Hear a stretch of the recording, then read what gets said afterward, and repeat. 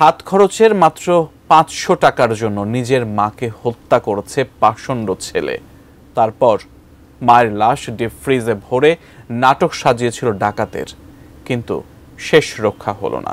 হত্যার দুদিন পর র্যাবের জিজ্ঞাসাবাদে বেরিয়ে আসে ছেলের হাতে মাকে হত্যার সেই রোমহর্ষক কাহিনী। বগুড়া প্রতিনিধি চপল সাহার পাঠানো তথ্য ছবিতে আরও জানাচ্ছেন এসআই রাজ।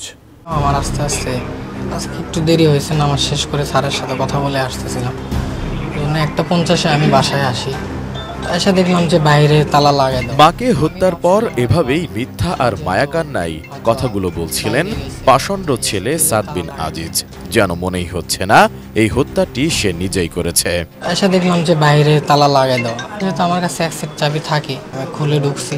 এদিকে আসার সময় ওই রুমে দেখলাম যে নিচে কুড়াল পড়ে আছে, কুড়ালে বাঁশ দেখা যাচ্ছে। তো আমি ভাবলাম যে বাঁশ এখানে কে রাখছে, আম্মু কই ভাবলাম। তো আম্মু খুঁজে খুঁজে পাইনি, ফোন দিচ্ছি অনেকবার, আব্বুকে ফোন দিয়ে আসতে বললাম। আব্বু তো অনেক তাড়াতাড়ি দ্রুত চলে আসছে। Walton switch, stylish and elegant. তবে তার দুদিন পর জানা যায় প্রেম এবং হাত খরচের টাকা নিয়ে দ্বন্দ্বে বগুড়ার দুপচাচিয়ায় উম্মে সালমা নামের এক গৃহবধূকে হত্যা করে ডিপ ফ্রিজে রেখেছিল তার নিজ ছেলে।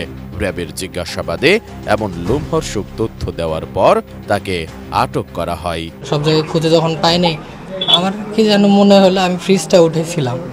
ফ্রিজ উঠানোর পরে দেখতেছি মা ভেতর মুখ বাঁধা, হাত পেছনে বেঁধে রাখছিল, মুখও বাঁধা ছিল, গলায় হালকা ফেসের মতো ছিল।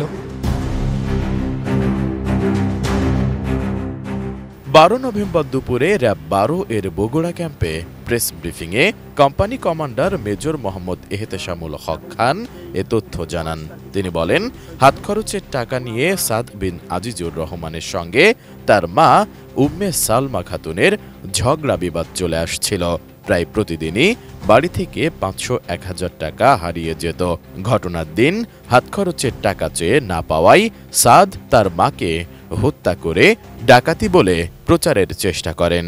তার একটি প্রেম ঘটিত সম্পর্ক ছিল, তার টাকার একটা ডিমান্ড ছিল। সেই হিসেবে সে 500 বা 1000 টাকা প্রায় তার বাবার কাছ থেকে টাকা সে নিয়ে নিত আর কি, না বলে।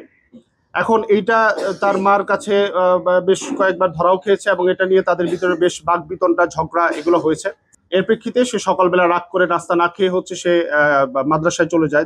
বেরোয় যাওয়ার পরে সে আবার বাসায় ঢুকে তার মাকে খুঁজে পাওয়া যাচ্ছে না, এবং তারপরে সেই যে নাটকটা আর কি। মামলা প্রক্রিয়াধীন আছে। বাদী তার ফ্যামিলির মধ্য থেকেই হয়তো কেউ হবে, অথবা যদি কেউ না হয় তাহলে পুলিশ বাদী হয়ে মামলা করবে। হত্যার বর্ণনা দিয়ে তিনি বলেন, সাদ বিন আজিজ বগুড়ার দুপচাচিয়া উপজেলার জয়পুরপাড়া এলাকার আজিজুর রহমানের ছেলে এবং দুপচাচিয়া দারুস সুন্নাহ কামিল মাদ্রাসার আলিম 2য় বর্ষের শিক্ষার্থী। ঘটনার দিন বেলা 11টার দিকে ক্লাসের বিরতি হলে সাদ মাদ্রাসা থেকে বের হন। এরপর দুপুর 12:30টার দিকে তিনি বাড়িতে ঢুকে তার মাকে কুমড়া কাটতে দেখেন। তখন পূর্ব পরিকল্পনা অনুযায়ী সাদ পেছন থেকে তার মায়ের নাক ও মুখ চেপে ধরেন।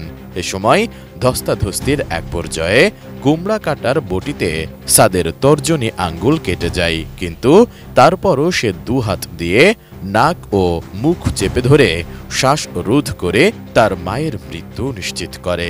এরপর ওড়না দিয়ে মায়ের 2 হাত বেঁধে মরদেহ ডিপ ফ্রিজের মধ্যে রাখেন। এক পর্যায়ে সে বাড়িতে থাকা কোড়াল দিয়ে তাদের আলমারিতে বেশ কয়েকটা আঘাত করে বাড়ি থেকে বের হয়ে যায়। তার বেশ কিছুক্ষণ পর বাড়িতে ফিরে সে ডাকাতির নাটক সাজায়। এর আগে গত 10 নভেম্বর দুপুরে জেলার জয়পুরপাড়া এলাকায় আজিজিয়া মঞ্জিল নামক একটি বাড়ির ফ্ল্যাটের ডিপ ফ্রিজ থেকে উম্মে সালমা নামে এক গৃহবধূর লাশ হাত পা বাঁধা অবস্থায় উদ্ধার করে পরিবারের লোকজন।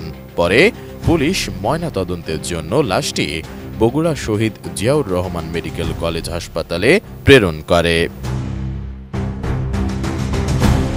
এসআই রাজ, ডেস্ক রিপোর্ট, এটিএন নিউজ।